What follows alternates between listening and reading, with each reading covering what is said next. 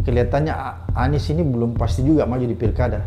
Per hari ini susah bang, walaupun dia elektabilitasnya tuh tinggi gitu ya. Karena bisa disiasati oleh partai politik. Ya, karena orang-orang kan ngelihat nanti 2029 Anies gimana.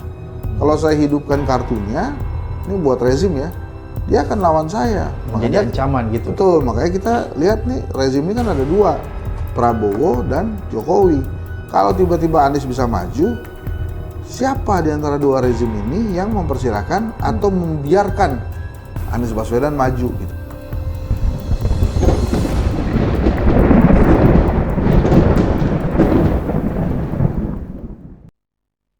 Assalamualaikum warahmatullahi wabarakatuh. Iwan Wakilah, para penonton setia IDN Project dimanapun berada. Pada video kali ini kita akan mendengarkan podcast dari Henry Satrio dan Abraham Samad ya.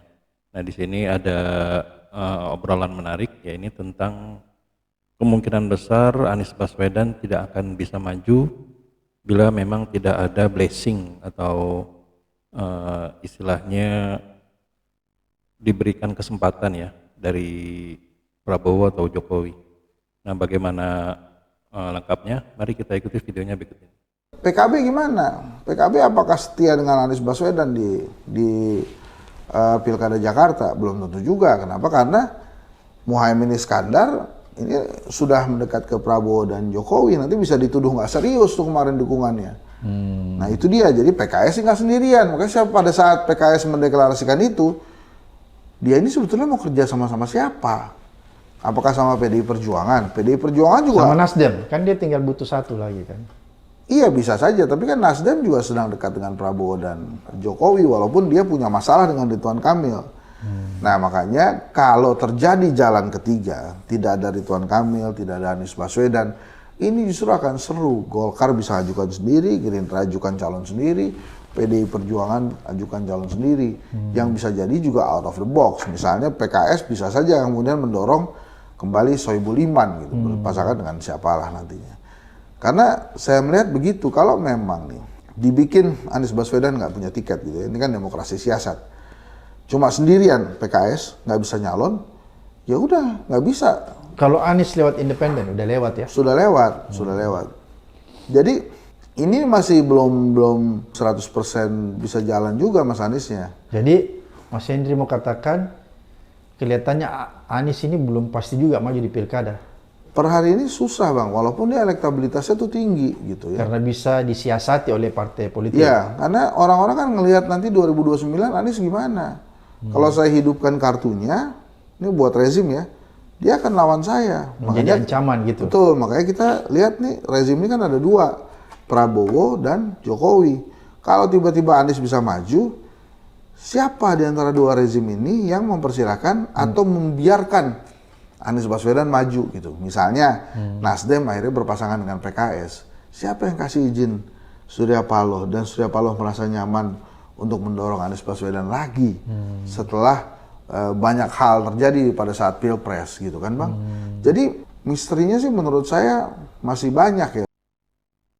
Ya itulah tadi persepsi atau tanggapan dari pengamat politik Henry Satrio, di mana beliau menjelaskan bahwa Anies Baswedan belum tentu juga langgeng gitu loh, lancar untuk bisa ikut kompetisi di Pilkada DKI ini, karena memang masih banyak faktor yang bisa jadi memungkinkan Anies Baswedan ini tidak bisa untuk maju gitu loh. Ya contohnya PKS di sini, biarpun dia sudah mendeklarasikan Anies Baswedan dan Sohibul Iman, tapi dia masih belum cukup gitu loh kursinya untuk memajukan sendiri. Jadi dia butuh teman. Sedangkan temannya sendiri masih belum ada nih. PKB dan Nasdem yang dikatakan kemarin berkoalisi di Pilpres, sekarang kemarin itu sempat mendeklarasikan bahwa beliau bersama-sama dengan pemerintah gitu.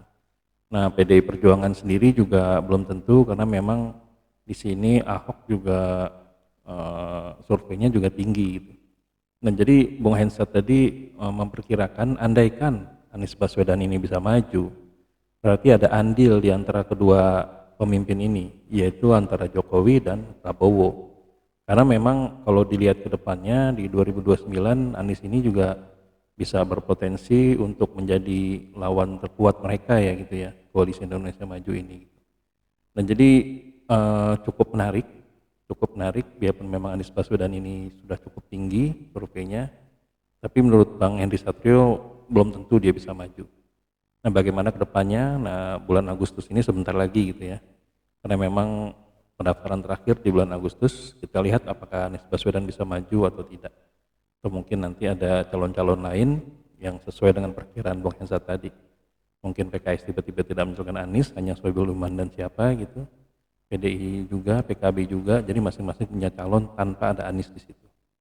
Sangat menarik ya. Gimana tanggapan rekan-rekan semua? Apakah sependapat dengan Bung Hensat atau mungkin ada tanggapan sendiri? Nah, Iden Project sampai sini dulu. Bila memang kami rasa kata kami mohon maaf. Wabillahi taufiq wal hidayah. Wassalamualaikum warahmatullahi wabarakatuh.